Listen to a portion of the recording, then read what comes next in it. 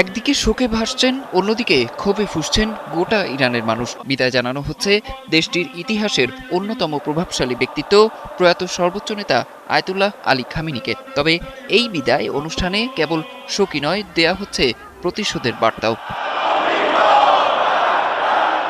বিদেশি অতিথিদের শ্রদ্ধা নিবেদনের মধ্য দিয়ে শুক্রবার ইরানের রাজধানী তেহরানে শুরু হয়েছে আয়াতুল্লাহ আলী খামেনির শেষ বিদায়ের আনুষ্ঠানিকতা। শনিবার তেহরানের গ্র্যান্ড মোসাল্লার বাইরে এই নেতাকে শেষ শ্রদ্ধা জানাতে জড়ো হয়েছিলেন ইরানিরা।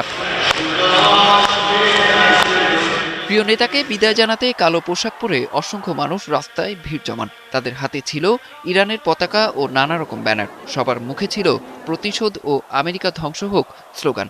এ সময় অনেককেই লাল পতাকা বহন করতে দেখা গেছে। এটি ছিল অন্যরকম এক বার্তা।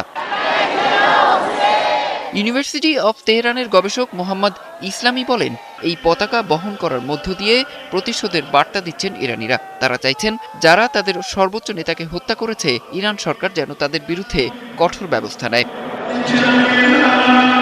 রবিবারও সর্বস্তরের মানুষ আয়াতুল্লাহ আলী খামেনি ও তার পরিবারের প্রয়াত সদস্যদের প্রতি শ্রদ্ধা জানাবেন। ৬ জুলাই তার শোকযাত্রা কোম নগরীতে যাবে, সেখানে থাকবে ৭ জুলাইও। পরদিন ইরাকের নাজাফ ও কারবালায় খামেনিকে শেষ শ্রদ্ধা জানাবেন সেখানকার মানুষ। পরে ৯ জুলাই মাশহাদ শহরে অবস্থিত ইমাম রেজার মাজারে দাফন করা হবে ইরানের অন্যতম ক্ষমতাবান এই নেতাকে। অরিসুল ইসলাম, ৭১।